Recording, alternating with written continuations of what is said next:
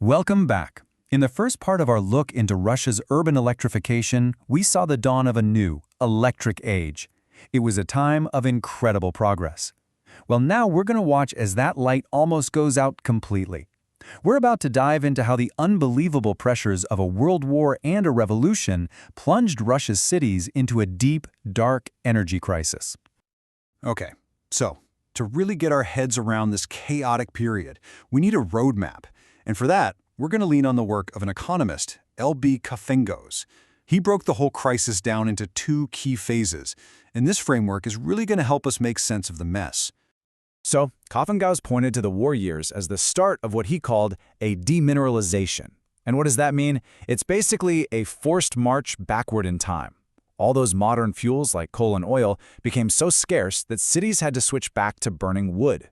Then, after the revolution, that trend didn't just continue, it went into overdrive, leading to a total collapse of the fuel economy that wouldn't even start to turn around until 1921. Right, let's look at that first phase, the Great War. It wasn't just a shock to the system, it was the first major crack in the dam. This is where the breakdown of Russia's urban energy grid really begins. And the impacts were felt immediately, in ways you might not even think of.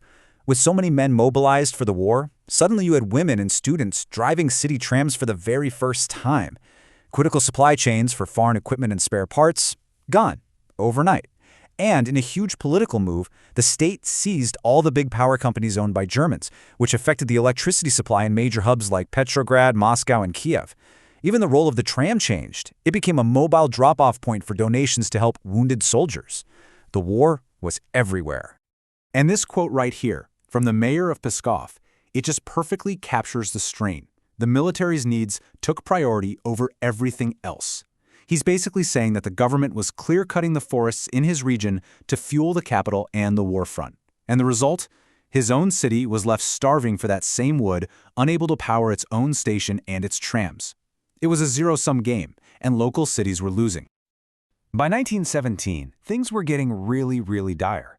The fuel shortage wasn't just an inconvenience anymore, it was a full-blown national crisis. The government had no choice but to step in and impose some incredibly drastic measures to slash electricity use in every corner of city life. And when I say drastic, I mean it. This wasn't just a friendly suggestion to turn off the lights. No, this was an order. They flat out banned lighting for ads, for shop windows, for building exteriors. Theaters and cinemas could only open for a few hours in the evening. Businesses had to slash their energy use by 40%. And get this, at home, you were limited to just 20 kilowatt hours per room for the entire year. That's almost nothing. The lights of the city were being systematically shut off. So, if the war was the first major shock, what came next was the abyss.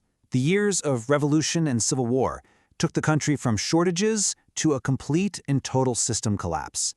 Cities were about to enter an era of energy scarcity that was unlike anything anyone had ever seen. And just look at how fast everything completely unraveled. Early 1917, factories are already stopping production. By the fall, Moscow's trams have their fuel cut by more than half. Then, by 1919, this is just incredible, they shut down all passenger rail service in the entire country just to save fuel for shipping food. By 1920, even the main power station in Moscow can't get oil anymore and has to burn peat dug out of local bogs. It was a freefall. This right here really gets to the heart of that demineralization we talked about.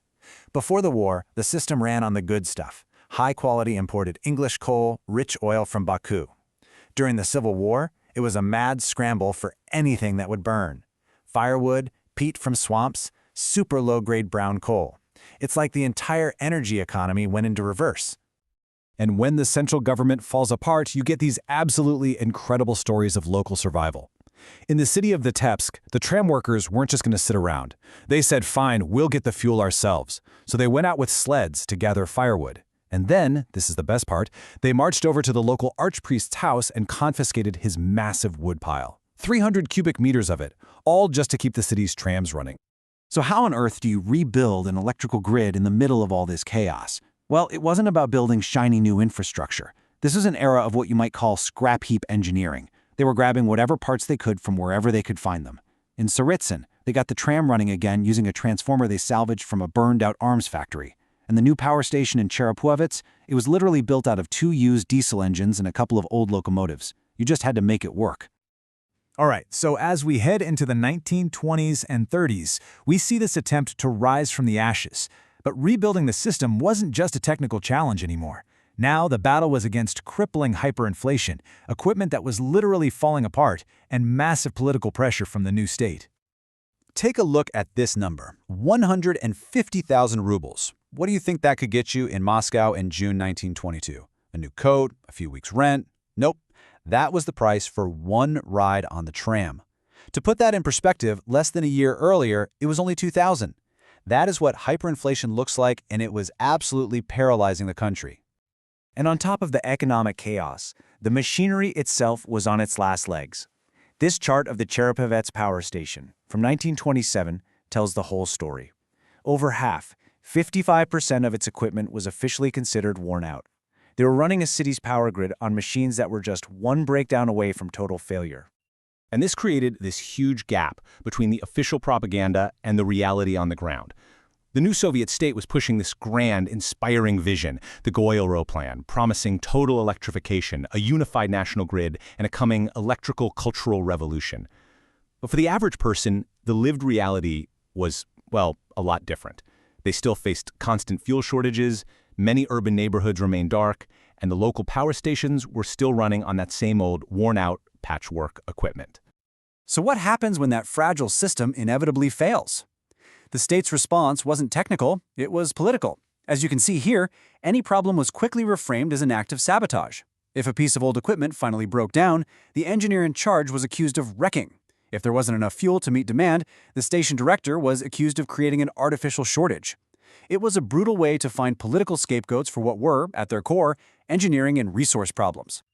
So after walking through this intense period, what's the big takeaway?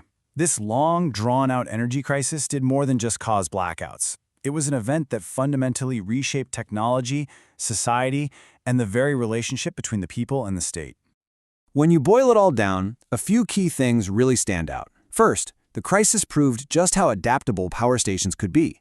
They learned to survive on just about any fuel you could throw at them. Second, the tram completely transformed from a simple convenience into the absolute lifeline of the city. And third, the workers who kept the lights and trams on became a hugely important social and political force. But maybe the most crucial point is this. The utter chaos of the old, decentralized system is what created the opening for the state to build a brand new, highly centralized, top-down energy model that would define the Soviet Union for decades to come. And this whole story leaves us with a really powerful question to think about, one that's just as relevant today. How does a crisis that starts with something as tangible as fuel, a shortage of coal or oil, become the catalyst for changes that aren't just technological, but are profoundly and permanently political? It's a sobering reminder that energy has always been about more than just keeping the lights on.